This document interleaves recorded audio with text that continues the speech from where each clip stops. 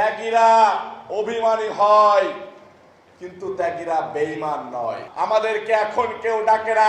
হাইব্রিডদের ভিড়ে বাংলাদেশ ভরে গিয়েছে। আমাদের পাওয়া না পাওয়ার ভিতরে হয়তো অনেক বেদনা আছে। প্রত্যেকদিন প্রত্যেকটা থানা থেকে, প্রত্যেকটা ওয়ার্ড থেকে, প্রত্যেকটা ইউনিট থেকে ফোন পায়, হতাশার ফোন। আন্দোলন করেছি, সংগ্রাম করেছি, আমরা কোথাও যাই না, আমরা কোথাও মূল্যায়িত হই না। আমাদেরকে এখন কেউ ডাকে না। হাইব্রিডদের ভিড়ে বাংলাদেশ ভরে গিয়েছে।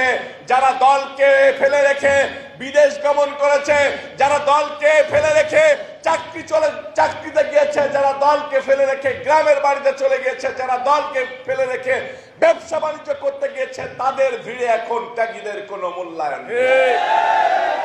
আমি আমার নেতা কর্মীদেরকে বলি, আমরা কোনো কিছু পাওয়ার জন্য লড়াই করি না।